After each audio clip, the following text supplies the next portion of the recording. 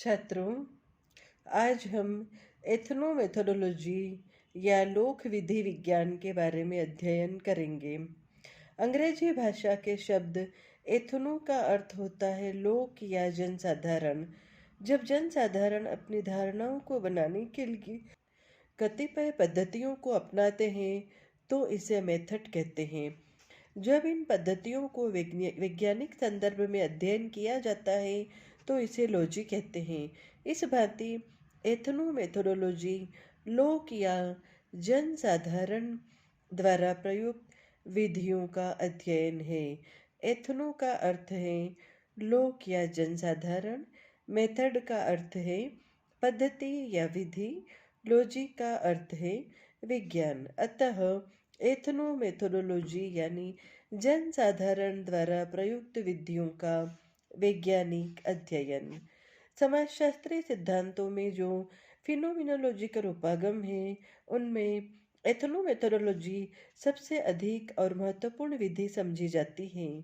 इस विधि के प्रणेताओं में हेरोल्ड गारफिंकल का नाम अग्रणी समझा जाता है।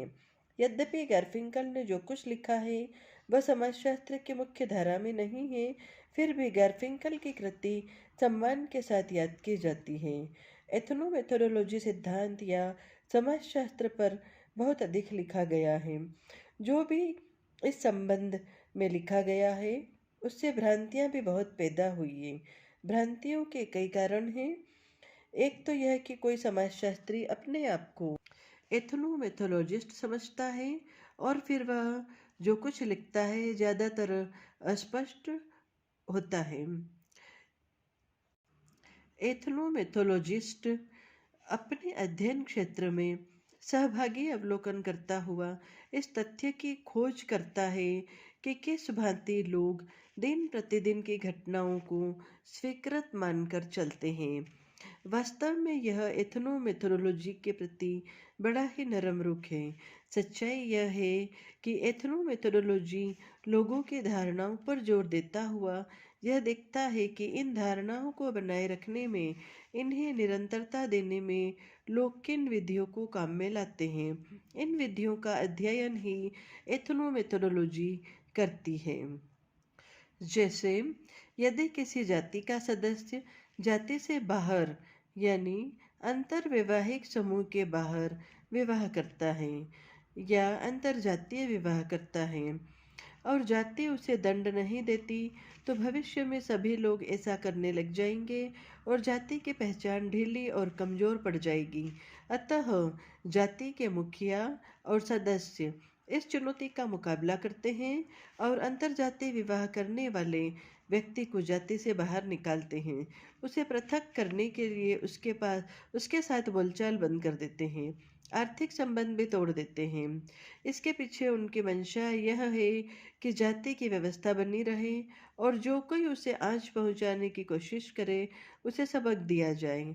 इस उदाहरण में जाति व्यवस्था को बनाए रखना एक धारणा है। यह धारणा टूटे नहीं, इसकी निरंतरता बनी रहे। इसके लिए जाति बहिष्कार, संपर्क बहिष्कार आदि जिन विधियों को सदस्यों ने अपनाया है, ऐसी विधियों का अध्ययन ही एथनोमेथोडोलॉजी है। समाज और सामाजिक संरचना बहुत जटिल है।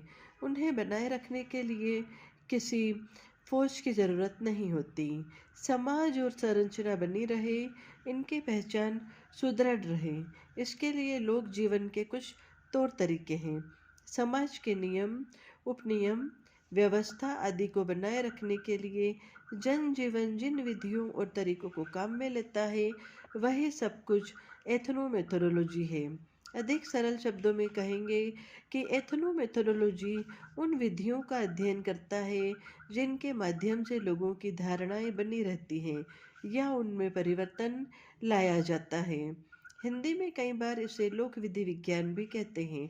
लोक अर्थात जनसाधारण या समाज संरचना को बनाए रखने के लिए जिन विधियों को काम में लेते हैं उन विधियों का अध्ययन ही लोक विधि विज्ञान है। एथनोमेथोडोलॉजी अवधारणा के प्रणेता गारफिंकल ने जब इसका प्रयोग किया तो उन्होंने तकनीकी अर्थों में कहा कि एथनो का संदर्भ अपने समाज या समूह के सदस्यों में समाज के बारे में जो सहज बुद्धि ज्ञान है उससे है। यह समाज संबंधी सहज बुद्धि ज्ञान एथनो की परिभाषा में आता है। इस एथनो का वृहद अर्थ समाज के सदस्य लोग या लोगों से है। इन सबको मिलाकर गारफिंकल कहते हैं कि लोग दिन प्रतिदिन की गतिविधियों के प्रति सहज बुद्धि ज्ञान रखते हैं। इससे स्पष्ट है कि दिन प्रतिदिन की ये गतिविधियां सामान्यतया लोग स्वीकृत मानकर चलते हैं। लोग इन गतिविधियों को सहज रूप से व्यवहार में लाते हैं। गारफिंकल एथनोमेथोडोलॉजी के इस आधार वाक्य को लेकर चलते हैं और इसका समस्या के रूप में विश्लेषण करते हैं। छात्रों, अब हम एथनोमेथोडोलॉजी की अवधारणा एवं नियम के बारे में पढ़ेंगे। कई एथनोमेथोडोलॉजिस्ट बहस करते हैं कि क्या जीव जगत या प्राकृतिक अभिवृत्तियां और यथार्थताएं एक हैं या अनेक। इस विवाद के होते हुए भी सभी लोक विधि विज्ञानी इस प्रयास में हैं कि ऐसी अवधारणाओं और नियमों को विकसित किया जाए जिनके माध्यम से इस तथ्य का पता लगे कि वास्तविकता के बनने में लोगों का योगदान क्या होता है।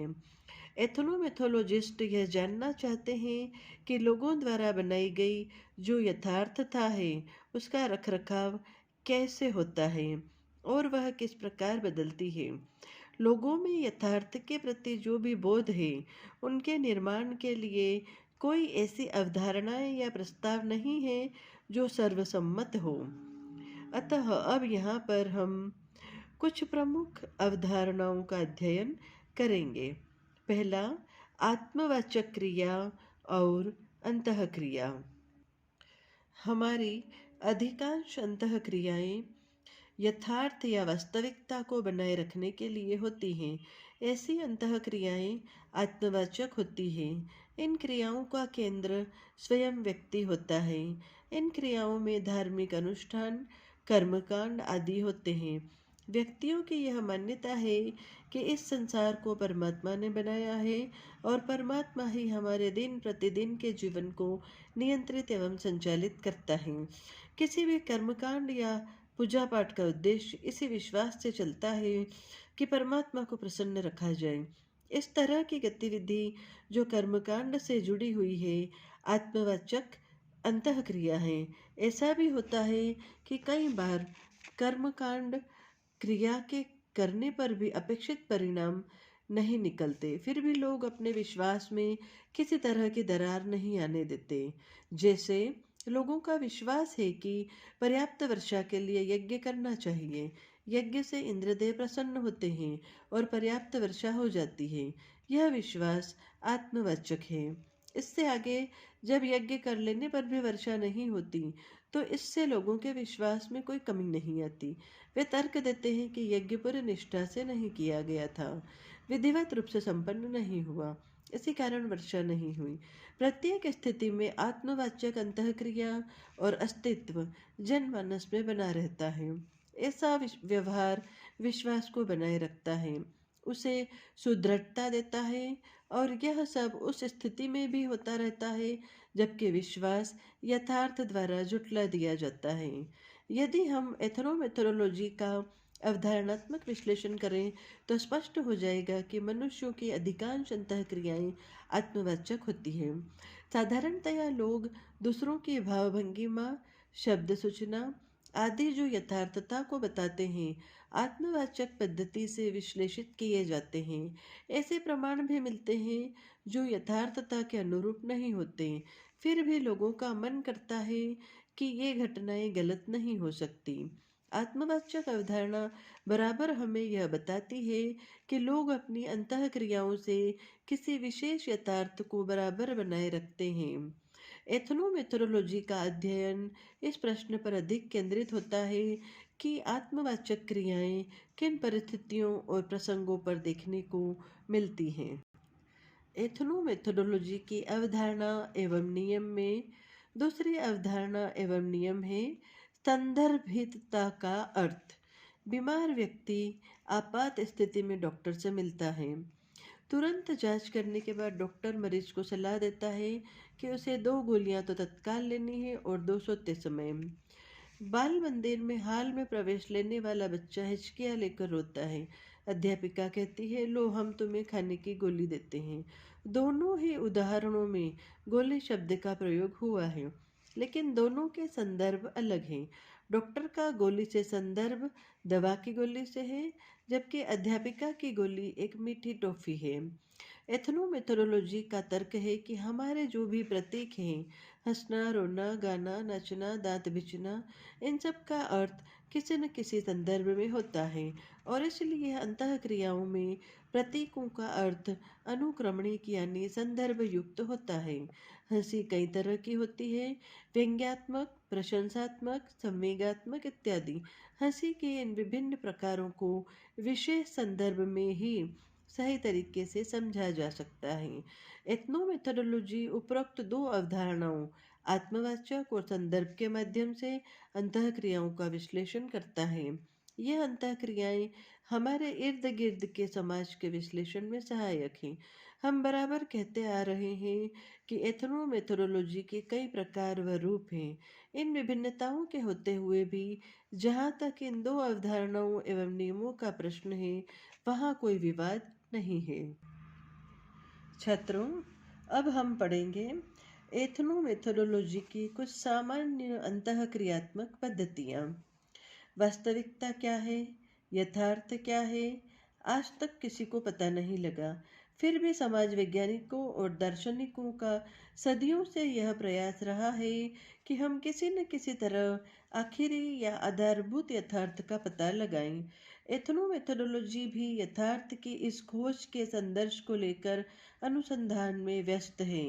एथनोमेथोडोलॉजी उन विधियों पर अपने आप को केंद्रित करती है जिनका प्रयोग लोग वास्तविकता की संरचना के लिए करते हैं। मनुष्य की अंतः क्रियाएं कई तरह की होती हैं। वह पढ़ता लिखता है, खाता पीता है, नौकरी धंधा करता है। इस प्रकार अंतः क्रियाएं असंख्य व असीम हैं। लेकिन एथनोमेथोडोलॉजी इन सामान्य अंतः क्रियाओं को छोड़कर उन अंतः क्रियाओं पर अपना ध्यान केंद्रित करता है जो वास्तविक या यथार्थ के निर्माण को बनाए रखने और परिवर्तन के लिए प्रयुक्त होती हैं। ऐसी अंतः क्रियाएं जो यथार्थ को बनाए रखने वाली विधियों पर केंद्रित हैं, उनके 2 प्रकार हैं। पहला, सामान्य स्वरूप की खोज। कई बार अंतःक्रिया करने वाले व्यक्तियों में वास्तविकता यथार्थ के प्रति संदिग्धता पैदा हो जाती है। क्या सही है, क्या गलत है?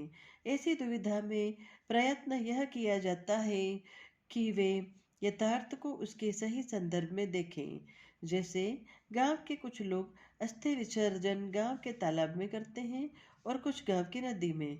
अस्थि विसर्जन के लिए उपयुक्त तालाब है या नहीं, ऐसी संदिग्ध अवस्था का खुलासा सामान्य स्वरूप की खोज में मिलता है। धार्मिक ग्रंथों और आख्यानों से पता चलता है कि अस्थि विसर्जन गंगा में होना चाहिए और गांव की नदी गंगा का ही स्वरूप है, तालाब नहीं। कहने का तात्पर्य यह है कि एथनोमेथोडोलॉजी बराबर यह प्रयास करती है कि यथार्थ को उसके सामान्य स्वरूप में देखा जाए। छात्रों, अब हम दूसरे मुख्य बिंदु पर चर्चा करेंगे। दूसरा है संदर्शों की पारस्परिकता। एथनोमेथोडोलॉजी का आग्रह है कि जब कर्ता किन्हीं धारणाओं को लेकर आपस में अंतःक्रिया करते हैं, तो यह माना जाता है कि इन कर्ताओं के संदर्श पारस्परिक रूप से समान रहे होंगे। जब राजनीतिक दल चुनाव में व्यस्त होते हैं, तब एक ही दल के पक्ष में मतदान करने वाले कर्ता दल के क्रियाकलापों के प्रति सामान्य धारणा रखने वाले होते हैं। छात्रों, अब हम एथनोमेथोडोलॉजी से संबंध सामान्य प्रस्ताव के बारे में अध्ययन करेंगे। टर्नर ने एथनोमेथोडोलॉजी के बारे में 2 प्रस्ताव या प्राकल्पनाएं रखी हैं। पहला, जितने अधिक लोग अंतःक्रिया की पद्धतियों के प्रयोग से जो यथार्थ को जानने के लिए होती हैं असहमत होते हैं, उतने ही कम सामाजिक व्यवस्था को बनाए रखने की संभावना होती है। दूसरा, लोग जितना अधिक सामाजिक यथार्थता के अस्तित्व के बारे में संदिग्ध होते हैं, उतनी ही सामाजिक व्यवस्था कमजोर होती है। उपरोक्त प्रस्ताव व अभिधारणाएं केवल दृष्टांत हैं। एथनोमेथोडोलॉजी में जिस बात की आवश्यकता है वह यह कि उन विशिष्ट दशाओं की पहचान की जाए जिनमें लोक जीवन यथार्थता के निर्माण और अस्तित्व को बनाए रखने के लिए विधियों को काम में लेते हैं। वस्तुतः यह पहचान लोक विधियों की पहचान है। छात्रों, अब हम हेराल्ड गारफिंकल की एथनोमेथोडोलॉजी की अवधारणा के बारे में अध्ययन करेंगे। हेराल्ड गारफिंकल को एथनोमेथोडोलॉजी का अग्रणी सिद्धांतवेत्ता कहते हैं। जब 1967 में उनकी पुस्तक स्टडीज इन एथनोमेथोडोलॉजी प्रकाशित हुई तो इसका प्रभाव अमेरिका के अकादमिक क्षेत्र में कुछ ऐसा पड़ा कि हर समाजशास्त्री अपने आप को एथनोमेथोडोलॉजिस्ट समझने लगा। इस विद्या की मनमानी व्याख्याएं की गई। इन सब के होते हुए भी सभी ने गारफिंकल को एथनोमेथोडोलॉजी का जनक स्वीकारा। 1917 में जन्मे गारफिंकल ने अपनी डॉक्टरेट हार्वर्ड विश्वविद्यालय अमेरिका से 1952 में पूरी की। थोड़े समय के लिए गारफिंकल ने ओहियो तथा शिकागो विश्वविद्यालय में अध्यापन का कार्य किया। इसके बाद उन्होंने अपना संपूर्ण जीवन कैलिफोर्निया विश्वविद्यालय लॉस एंजल्स में बिताया। उन्होंने इसी विश्वविद्यालय में एथनोमेथोलॉजिस्ट का प्रशिक्षण दिया। जहाँ जहाँ ये प्रशिक्षणार्थी गए वहाँ उन्होंने इस विद्या को विकसित करने का भरसक प्रयास किया।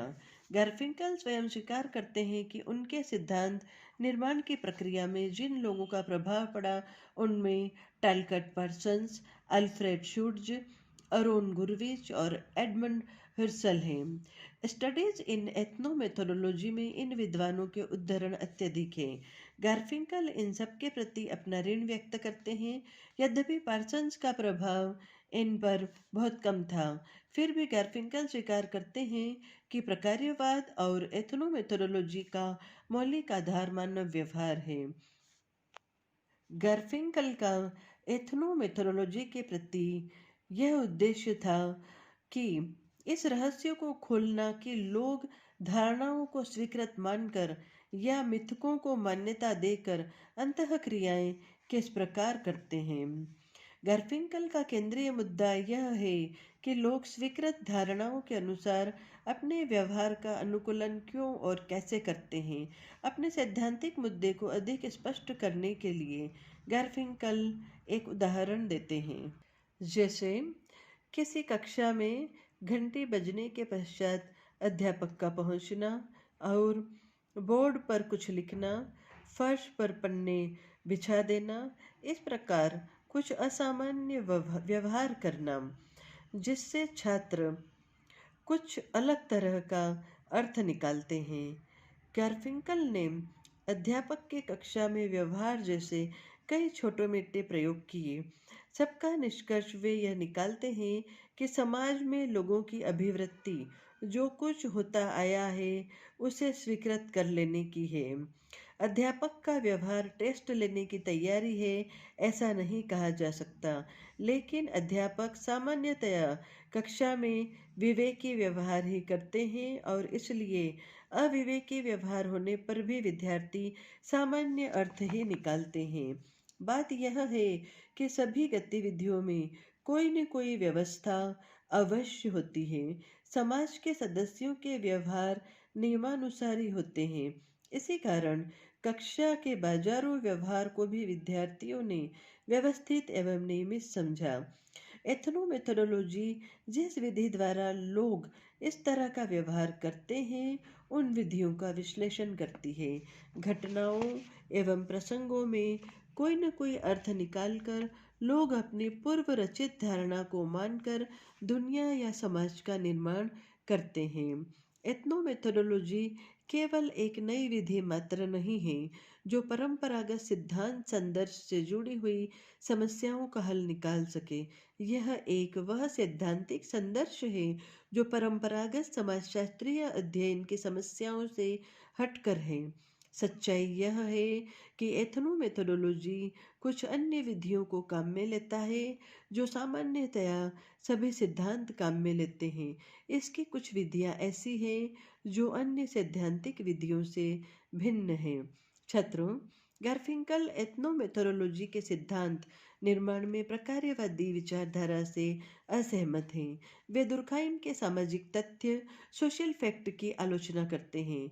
दुर्खाइम कहते हैं कि व्यक्तियों के लिए वस्तुनिष्ठ सामाजिक तथ्य ही समाज है। दुर्खाइम की तरह प्रकार्यवादी भी यह मानकर चलते हैं कि सामाजिक व्यवस्था सर्वोपरि है और व्यक्ति को इस व्यवस्था के अनुरूप ही कार्य करना चाहिए। गारफिंकल का तर्क अलग है।